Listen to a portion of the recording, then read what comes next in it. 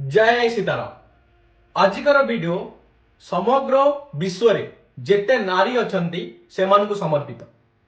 सेतरे आम भौणी माँ भाउज समस्त आसी परिबे। एही वीडियो यदि काहाकू खराब लागिबो ताले कमेंट बॉक्स फांका पड़िछि आपण गाली देई परिबे, किंतु जहा कहबी रियलिटी कहबी। आजिकर ट्रेंड चलछि एआई रो, आर्टिफिशियल इंटेलिजेंस।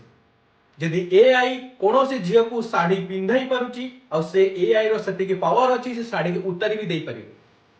आपण गोटे बेस्ट एग्जांपल दउछि। जुग जुगर युद्ध त्रेताय जुगरे माता सीतांग पई की युद्ध होइतिला, कारण रावण अपहरण करथिले। द्वापर रे द्रौपदी पई की युद्ध हला, काहेकि ना कौरव माने तांको वस्त्र हरण करथिले। रावण को मारे पई प्रभु श्री राम थिले, काहेना शत्रु जणे थिला।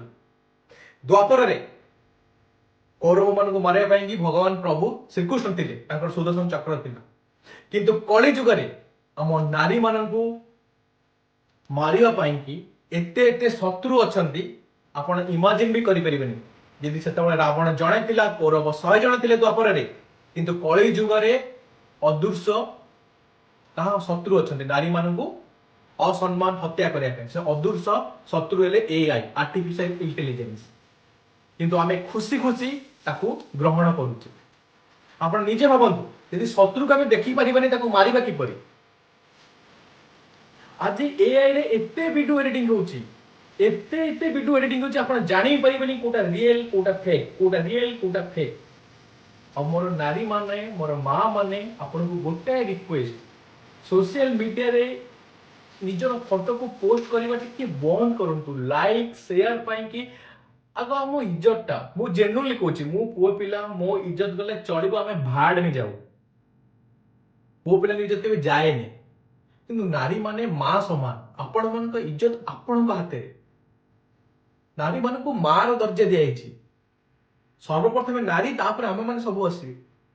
आमे माने से एआई रो जाले रे पसी निजो वीडियो एडिटिंग करी स्टेटस दउचे, ऐसा दउचे तेसा दउचे। जानिछ आज के डेट रे तमे नेट रे सर्च करो, किते जियो मानकर वीडियो एआई रे फेक वीडियो तयारी करी ताको ब्लैकमेलिंग करा जाउछ। एआई टा एते डेंजर।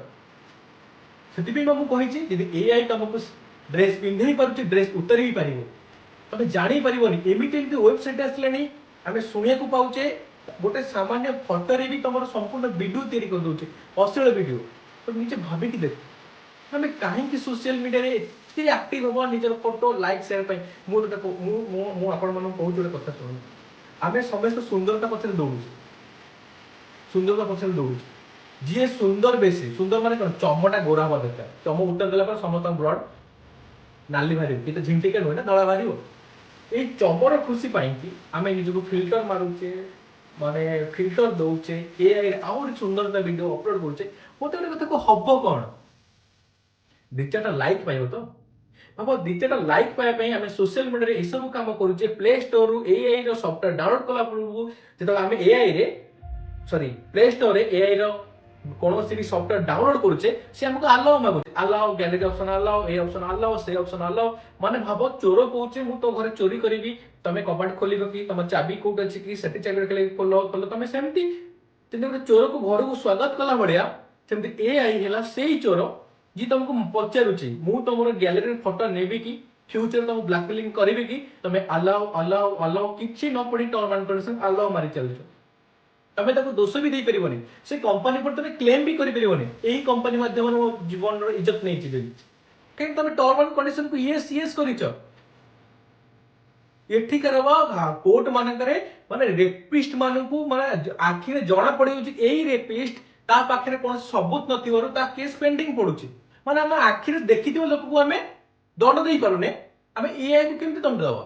तमे निजे भाबी देखो, आज हम डेट रे नारी मानकर इज्जत ता को अवस्था रे अछि, केते दुर्नीति अवस्था रे अछि। तार तार जणे ही कारण एआई के केबे भी दोष ओजा देबिनी। यदि एआई की दोष देबी ना, आपण गोटे आपण भाबंतु मु एआई की काहे दोष देबी। तो एआई कोड कोन मन को मन इंस्टॉल हो गेला, प्ले स्टोर पाइला ना, तमे जानि ना कोटा ठीक कोटा भूल। आपण माने सेति की विज्ञ जानि जन कोटा ठीक कोटा भूल, तमे अलाउ काहे की करिवो, तमे प्ले स्टोर डाउनलोड काहे की करिवो। मु तो गवर्नमेंट को कहूची एआई बैन होबा दरकार। एआई हम कथा की सुनिबे, की चारटा पांचटा लोक सुनिबे। ମୁଁ ତ କହୁଛି ଗଭର୍ଣ୍ଣମେଣ୍ଟ କୁ ଗୋଟେ ଛୋଟ ରିକ୍ୱେଷ୍ଟ ଏଆଇ ରେ ଯଦି କୌଣସି ଫଟୋରେ ଭିଡିଓ ହେଇପାରୁଛି, କୌଣସି ଫଟୋ ବି ଜେନେରେଟ ହେଇପାରୁଛି ଖରାପ ଫଟୋ, ତମେ ତାକୁ ବ୍ୟାନ୍ କର। ଆମକୁ ବାହାର କଣ୍ଟ୍ରି ମାନଙ୍କର ଆପ୍ ବ୍ୟବହାର କରିବାକୁ ଦିଅ ନା। ଏଆଇ ରେ ଫାଇଲ୍ ବି ଅଛି। ଆପଣ ହ୍ୱାଟ୍ସଆପ ରେ ଦେଖନ୍ତୁ ମେଟା ଏଆଇ, କୌଣସି ବି ଇନଫର୍ମେସନ ଆମେ ଯଦି ଚାହିଁବା ତାକୁ ଆଣିବା ପାଇଁ ଆଣିପାରିବା। ସେଟା ଆମ କାମରେ ଆସୁଛି, ଆମ ପ୍ରଫେସନରେ କାମରେ ଆସୁଛି, ପିଲାମାନଙ୍କ ପାଠ ପଢାରେ କାମରେ ଆସୁଛି। ତାକୁ ତମେ ରଖ, ତମେ ତାକୁ ରଖ। କିନ୍ତୁ କୌଣସି ବି ସଫ୍ଟୱେୟାର ଯଦି କୌଣସି ଝିଅର ଇଜ୍ଜତ ଉପରକୁ ହାତ ଉଠଉଛି, ତମେ ତା ସହିତ ଅନିଷ୍ଟଲ ମାର ନା। ମୁଁ ତ କହୁଛି ତମେ ଟୋଟାଲ ଏଆଇ କି ଉଡେଇ ଦିଅ। ଭାରତରେ ଏଆଇ ବ୍ୟାନ୍ ହବା ଦରକାର। ଆମେ ଆର୍ଟିଫିସିଆଲ ଇଣ୍ଟେଲିଜେନ୍ସ ନା, ଆମେ ସ୍ମାର୍ଟ ହେଇକି ଯାଉଛୁ। ଭାବ ସ୍ମାର୍ଟଫୋନ, ଆମେ ଧରୁଛୁ ସ୍ମାର୍ଟଫୋନ ନା, ସ୍ମାର୍ଟଫୋନ କିନ୍ତୁ ଆମକୁ ସେ ଜୀବନ ସାରା ଓଲା ବୋକା ବନେଇ ରଖୁଛି, ତାର ଦାସ ବନେଇକି ରଖୁଛି, ତାର ଚାକର ବନେଇକି ରଖୁଛି। ଫୋନ ଆମେ ଚାକର, ଆମେ ଫୋନ ଚାକର, ଫୋନ ଆମର ଚାକର ନୁହେଁ। ଏଆଇ ଆସିଲା ଚାକର ବଡ ହବ।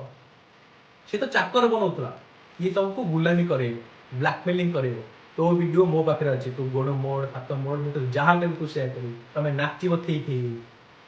ହବ କାଲି ତମ ଆଖି ଆଗରେ ତମ ଭଉଣୀର, ତମ ନିଜ ୱାଇଫର, ତମ ଗାର୍ଲଫ୍ରେଣ୍ଡର କେତେ କେତେ ଖରାପ ଭିଡିଓ ଏଡିଟିଂ ଭିଡିଓ ତମ ଆଖି ଆଗକୁ ଆସିବ, ତମେ ଦିନ ସହି ପାରିବନି। ଝିଅ ହାତ ଯୋଡି କହୁଥିବ ନାଇଁ ବାପା ଏଇଟା ମୋର ନୁହେଁ, ତମେ ତାକୁ ବାଡେଇବାରେ ଲାଗିଥିବ। ସେ ଭୁଲ କେବେ ବି କରନା। ଆଜିକାଲି ଟ୍ରେଣ୍ଡ ସେଇ ଆଡକୁ ପଳେଇଲେଣି। पण ସବୁ ମା ମାନଙ୍କୁ ସମସ୍ତଙ୍କୁ ଯୋଉମାନେ ଏଇ ଭିଡିଓ ଦେଖୁଛନ୍ତି, ମୁଁ କେବେ ବି ଆପଣମାନଙ୍କୁ କୁହେନି ମୋ ଚ୍ୟାନେଲକୁ ସବସ୍କ୍ରାଇବ କର, ଲାଇକ୍ କର, ଏସା କର, ତେସା କର। କିନ୍ତୁ ଆଜି ଗୋଟାଏ ଜିନିଷ କହିବି, ଏହି ଭିଡିଓ ପ୍ରତିଟି ନାରୀ ମାନଙ୍କ ପାଖରେ ପହଞ୍ଚିବା ଦରକାର। ପ୍ରତିଟି ନାରୀ ମାନଙ୍କ ପାଖରେ ଯଦି ଆପଣ ସତରେ ନିଜ ଭଉଣୀ, ନିଜ ମା, ନିଜ ଘରର ଏନି ନାରୀକୁ ଯଦି ଆପଣ ସତରେ କେବେ ହୃଦୟ ସହିତ ଭଲ ପାଇଥିବେ, ଏହି ଭିଡିଓ ପ୍ରତ୍ୟେକ ନାରୀ ମାନଙ୍କ ପାଖରେ ପହଞ୍ଚିବା ଦରକାର। ତମେ ସୋସିଆଲ ମିଡିଆଠୁ ଏବେ ଦୂରେଇକି ରୁହ। ଆର୍ଟିଫିସିଆଲ ଇଣ୍ଟେଲିଜେନ୍ସ ରେ କୌଣସି ବି ଆପ୍ଲିକେସନ ତମ ମୋବାଇଲରେ ଡାଉନଲୋଡ ନ ହଉ। ଆଲାଉ ମାରନା, ଆଲାଉ ମାରନା। ଆଜି ମୋ କଥା ବୁଝିପାରୁନ, କାଲି ତମେ ହିଁ ପସ୍ତେଇବ। ଆଉ ସେତେବେଳେ କେହି ନଥିବେ ତମ ପାଖରେ। ମୁଁ କହୁଛି ରାବଣ ଥିଲା ଗୋଟାଏ, ତାକୁ ପ୍ରଭୁ ରାମଚନ୍ଦ୍ର ମାରିଦେଲେ। କୌରବ 100 ଜଣ ଥିଲା, ପ୍ରଭୁ ଶ୍ରୀକୃଷ୍ଣ ତାଙ୍କୁ ମାରିଦେଲେ ସୁଦର୍ଶନ ଚକ୍ରରେ। ଯେତେବେଳେ ନାରୀ ମାନଙ୍କ ଉପରୁ ଆଙ୍ଗୁଠି ଉଠଉଥିଲା। କଳି ଯୁଗରେ ନା ନାରୀ ମାନଙ୍କ ଉପରକୁ ଏତେ ଆଙ୍ଗୁଠି ଉଠୁଛି ନା, ତାର ଶତ୍ରୁ କେହି ନାହାନ୍ତି। ଇନଭିଜିବଲ ଶତ୍ରୁ, ଶତ୍ରୁ ଦେଖାଯାଉନି କିନ୍ତୁ ସେ ଶତ୍ରୁ। ତମେ କାହାକୁ ମାରିବ? ଏଆଇ କଣ ମଣିଷକୁ? ତମେ କେତେ ଜଣଙ୍କ ଉପରେ ଆଙ୍ଗୁଠି ଉଠେଇବ? ସେ ଭୁଲ କର ନା। ମୋର ସମସ୍ତ ମା ଭଉଣୀ ମାନଙ୍କୁ ଗୋଟେ ଛୋଟ ରିକ୍ୱେଷ୍ଟ, ଚମ ଗୋର ହେଲେ କିଛି ହବନି, ହୃଦୟ ସଫା ଥିବା ଦରକାର। ହୃଦୟ ସଫା ଥିବା ଦରକାର। ଏ ଚମ ଆଜି ଟାଣ ଅଛି, କାଲି ନୋତରି ଯିବ। ଆଜି ଗୋରା ଅଛି, ଖରାରେ କାଲି କଳା ପଡିଯିବ। ଯଦି କୌଣସି ଲୋକର ହୃଦୟ ଗୋରା ଥିବ ନା, ତାକୁ ଦୁନିଆରେ ସବୁ ସମ୍ମାନ ମିଳିବ। ସ୍ୱୟଂ ଶ୍ରୀ ଜଗନ୍ନାଥ କଳା ନା, ଏବେ ସେ ପାଉଡର ଲଗେଇଛନ୍ତି ମୁଣ୍ଡରେ ଦେଖିଛ? ସ୍ୱୟଂ ଜଗତର ନାଥ ଜଗନ୍ନାଥ, ଆମ ଓଡିଶାର ଗର୍ବ, ଚାରି ଧାମରୁ ଗୋଟାଏ ଧାମ ଶ୍ରୀକ୍ଷେତ୍ର ପୁରୀ। ସ୍ୱୟଂ ଭଗବାନ ଯଦି କଳା, ସ୍ୱୟଂ ଶ୍ରୀକୃଷ୍ଣ ଶ୍ୟାମଳ ବର୍ଣ୍ଣ। ଆମ ଇଣ୍ଡିଆରେ ସମସ୍ତଙ୍କୁ ସୁନ୍ଦର 90% ଶ୍ୟାମଳ ବର୍ଣ୍ଣ। ଶ୍ୟାମଳ ବର୍ଣ୍ଣ ଦେଖିବା ପାଇଁ ବହୁତ ବଢିଆ। ସ୍ୱୟଂ ଶ୍ରୀକୃଷ୍ଣ ମୁଣ୍ଡରେ ମଥାରେ ବିୟୁଟି ପାର୍ଲର ଯାଇକି ବିୟୁଟି ଲଗେଇ ପାରିଲେନି, ଶ୍ରୀ ଜଗନ୍ନାଥ ଏତେ ତମକୁ ଖାଇକି ବି ନିଜକୁ କଳା କରିଦେଲେ। ସିଏ ଯଦି ପୂଜା ମାନେ ପୂଜା ପାଇବାର ପ୍ରଭୁ ସିଏ, ଆମେ କଣ ହେଲେ କଣ ହେଲା? ଆମେ କାହିଁକି ନିଜ ଭିକ ମାରିବା? କାହିଁକି ଆମେ ଗୋରା ହବାକୁ ଯିବା? ହୃଦୟ ଗୋରା କର ନା। କଳା ନା, ଚୁଟି କଳା, ସେଥିପାଇଁ ସେ ମୁଣ୍ଡ ଉପରେ ଅଛି। ପାଦ ତଳ ଧଳା, ସେଥିପାଇଁ ସେ ତଳେ ଅଛି। ହୃଦୟ ଯଦି ସଫା ଥିବ ନା, ଦୁନିଆରେ ସମସ୍ତଙ୍କୁ ସଫା ଦେଖାଯିବ। କିନ୍ତୁ ଆଜିକା ଡେଟ୍ରେ ଆମେ ଯୋଉ କାମନା, କାମ ଭାବନା, ବିଷୟ ଭାବରେ ପଶି 4ଟା ଲାଇକ୍, ସେ ମତେ ଲାଇକ୍ କଲା, ସେ ମତେ ଫଲୋଅର୍ସ କଲା, ସେ ମତେ ଫଲୋ କଲା, ଏସା କଲା, ତେସା କଲା, ୱାଓ ବ୍ୟୁଟିଫୁଲ ନାଇସ୍ ପିକ୍, ଏସା ତେସା ଚକ୍କରରେ ଆମ ନିଜର ପ୍ରାଇଭେସି, ନିଜର ସବୁ ଅସ୍ତିତ୍ୱକୁ ହରେଇ ଦଉଛି। କାଲି ଆମେ ଘର କନ୍ଦିରେ ବସି କାନ୍ଦୁଛେ।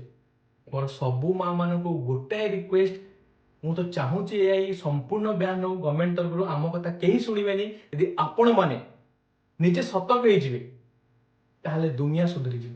ମୁଁ କେବେ ବି କହିବିନି ମୋ ଭିଡିଓକୁ ଲାଇକ୍, ଏସା ତେସା, ସବସ୍କ୍ରାଇବ କେବେ ବି କହିନି। କିନ୍ତୁ ଆଜି ଗୋଟାଏ ଆପଣଙ୍କୁ ରିକ୍ୱେଷ୍ଟ କରୁଛି, ଏହି ଭିଡିଓ ପ୍ରତ୍ୟେକ ନାରୀ ମାନଙ୍କ ପାଖରେ ପହଞ୍ଚିବା ଦରକାର। ମୁଁ ଚାହୁଁନି କାଲି ଆପଣଙ୍କ ଘରର ଝିଅ, ଆପଣଙ୍କ ଘରର ନାରୀ କାଲି ଏଇ ଅସୁବିଧାର ସମ୍ମୁଖୀନ ହଉ। ସେଥିପାଇଁ ମୋର ସମସ୍ତଙ୍କୁ ରିକ୍ୱେଷ୍ଟ, ଯେତେ ମାତ୍ରାରେ ପାରୁଛନ୍ତି ଭିଡିଓ ସେୟାର ହବ।